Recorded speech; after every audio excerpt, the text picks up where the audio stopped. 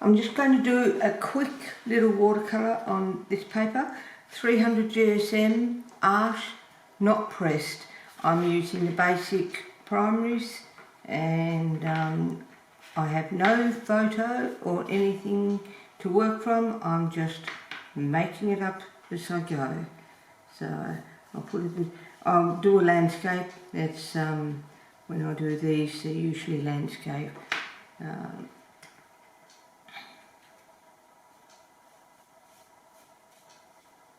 So using the hockey brush for my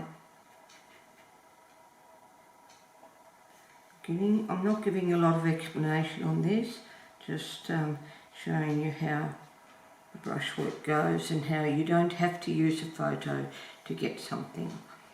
Okay, I'm going to change to the squirrel brush. Doesn't hold as much water, and I quite like the colours in there. I like the gradation in the sky. This beading at the bottom is because that's dry paper underneath, and I might even take that off, so I'll get a just stamp brush and I'll siphon that off. That's beading more because my paper's on an angle of about 20 degrees, 25 degrees perhaps. So now, because I like the light in there, I'm going to bring some light colours in here, but I'm not going to quite touch it into the sky area just yet because it's a little bit wet there, and I'm not sure how much I want it to be wet. That's probably a little bit too much of the red in there, but so this is all wet in wet so far. What will I put in now? As you can see, I don't have any pre-planned thing. It's just make it up as I go. I might take this up in a little bit more into the sky now. It's not quite so wet. It's still going to bleed up though, but because my paint here is a bit drier than the paint on there, it's not going to cauliflower or bloom right up. I'll get a little bit of blues here, knock it back a bit with a bit of red, and put that in there. A bit too blue. I'll take some of the yellow. Haven't got enough yellow, put a bit more yellow in. A bit more yellow.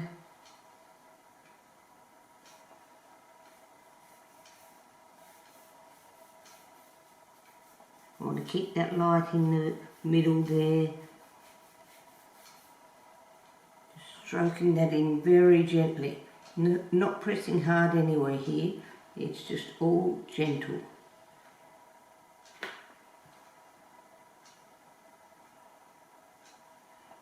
This will have soft edges, so it's in the distance. Nice bit of light coming in there, so I'll accentuate that by putting a bit more of the blue colour in under here.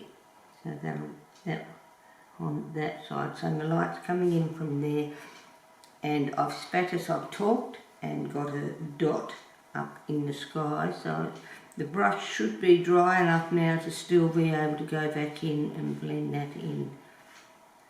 I wish I didn't do that.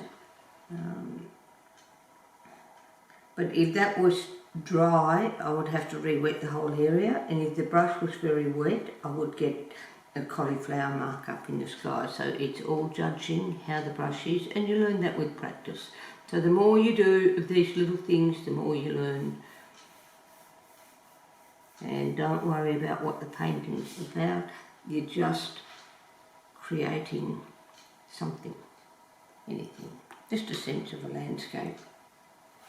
Not a particular place, doesn't matter where it is. I usually have some water in somewhere. I'll put a bit of water in here. It's probably a bit darker. It will dry lighter, but it's still a bit darker than what I wanted, so I'll lift some of that colour off by just a damp brush.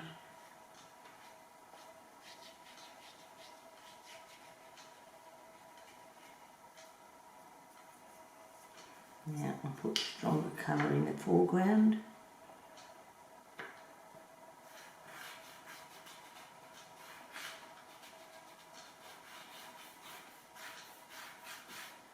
And that's quite yellow because quite green because of the blue underneath the yellow. In here it's getting a bit of dry brush, so and that's a bit too dark, so I'll bring in some darkness in here so that it's just not isolated, it's part of the whole painting. So you can see I'm not carefully painting every tree, it's a suggestion of trees.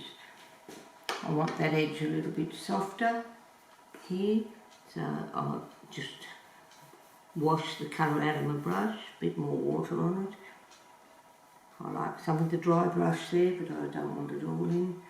I'll probably bring that up in a little bit further so it doesn't dip quite so much in the front there.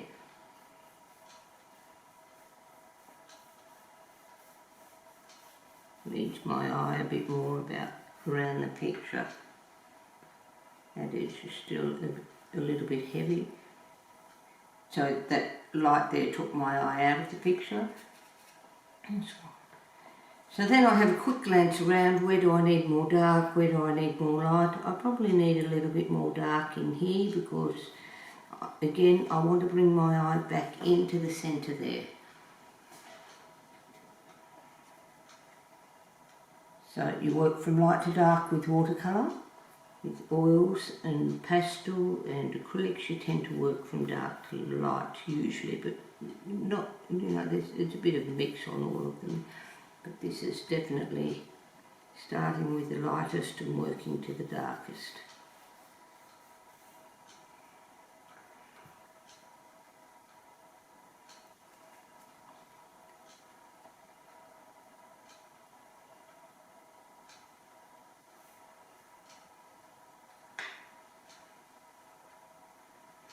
There's a bit of like a waterfall down here, a little weir or something. I might accentuate that. Bit of shadow under it to give it 3 dimension. That's what I say about you don't have to know what you're doing in the beginning. The marks on the paper might suggest something to you. If they do, good. If they don't, then it doesn't matter anyway. It's only a tiny little piece of paper. I haven't measured it. The 16th of a full sheet. So divide a 56 by 76 centimetre sheet into 16 bits, and that's the size you've got here.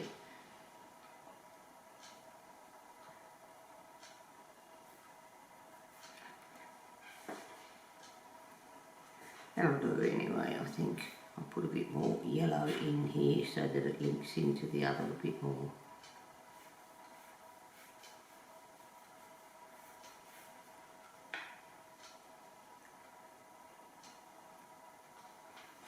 Okay, then I'll dry it. If I can find my hair dryer, there it is.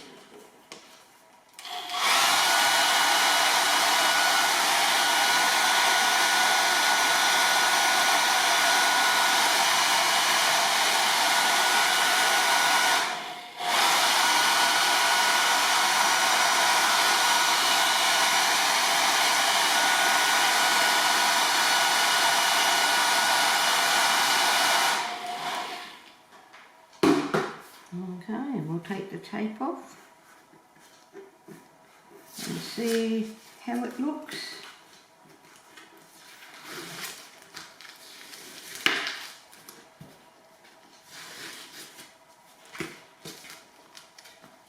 I think we need a bird in it. Where's my rigger brush? I thought I did bring one with me.